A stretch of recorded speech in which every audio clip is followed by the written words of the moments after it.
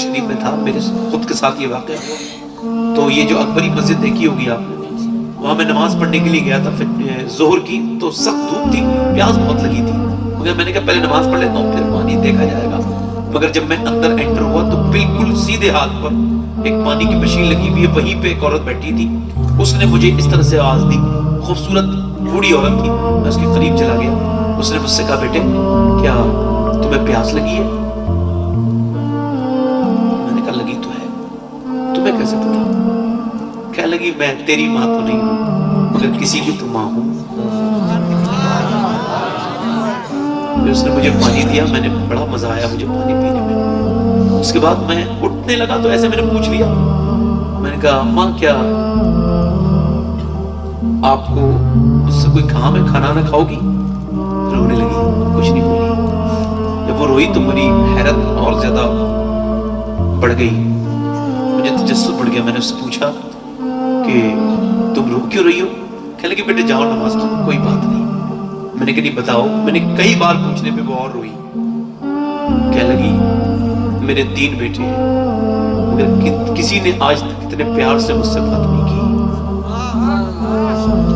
कह लगी मैं कानपुर की रहने वाली हूँ बेटे, और एक बेटे की शादी हुई उसने मुझे घर से निकाल दिया, दूसरे की शादी हुई उसने निकाल दिया, तीसरे की शादी हुई उसने भी निकाल दिया। कानपुर से अजमेर इस वजह से आई हूँ कि अगर कानपुर में भीख मांगूंगी तो मेरे बेटों की बेइज्जती हो जाएगी, तो सोचा यहाँ आके भीख मांग लूं। कहती मगर मैं बहुत बड़े खानदान की हूँ, मेरा बाप बहुत बड़ा आदमी था, हम सब बहनें थी, मेरा कोई भाई नहीं। तो वो कहती है कि वो कहती थी कि मैं अब कुछ मांगना चाहती हूँ तो मेरी जबान नहीं खुलती, इस वजह से 3 दिन से भूखी बैठी हूँ।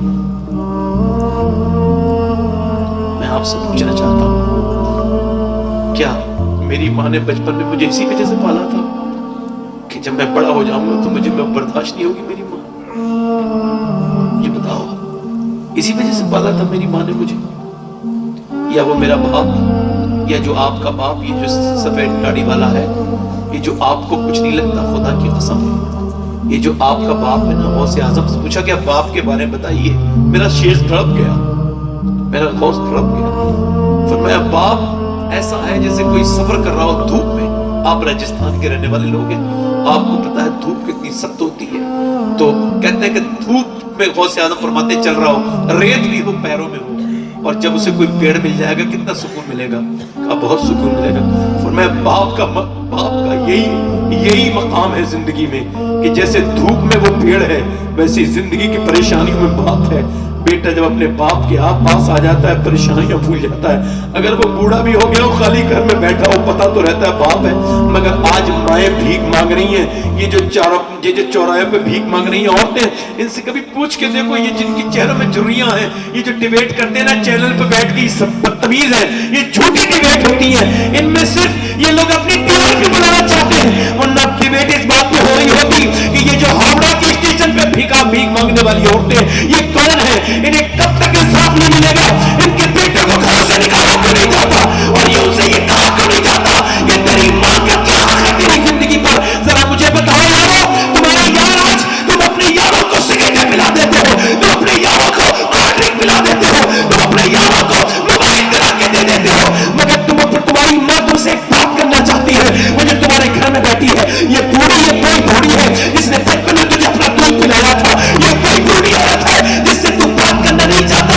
मैं कहता हूं अगर कोई अपने पीर का भी एहतराम करे, अपने जो है वो गरीब नवाज की बारगाह में भी जाए, अगर वो अपने मुसैयद का भी एहतराम करे, आलिम का भी एहतराम करे, और माँ बाप का ना करे, तो सब एहतराम क़यामत के दिन मुंह में मार दिए जाएंगे जब तक माँ बाप का समझ रहे हो, जब तक माँ बाप का एहतराम नहीं करेगा। आज बहुत रट लगाई हुई है, औरतों को निकालने का प्रोग्राम बन गया। लो औरतें कहती है अपनी माँ को घर से निकाल, अपने बाप को घर से निकाल। ये चल रही ना, बताओ ये हो रहा है नहीं हो रहा? बोलो। मेरे पड़ोस में एक औरत ने ना अपनी सास को निकाल दिया, अब मैं घर पे नहीं था, वरना ये जुल्म होने नहीं देता।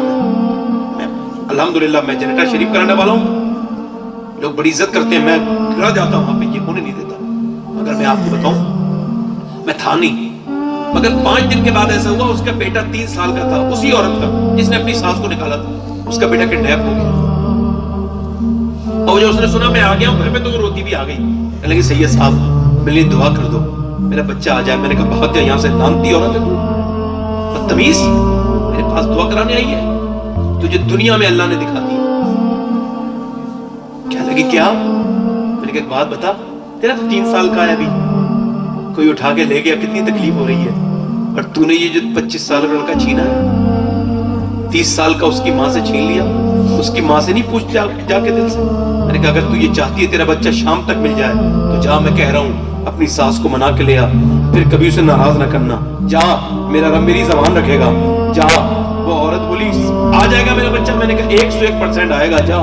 गई, जाके रोने लगी, कहने लगी मुझे माफ कर दो, मेरे रब ने मेरे बच्चे से जुदा करके मुझे आपकी एहसास दिला दिया। अभी ये कह ही रही थी, थोड़ी देर के बाद उसका बच्चा खुद ही घर में आ गया। अल्लाह का करना ऐसा हुआ। मैं कहता हूँ अच्छा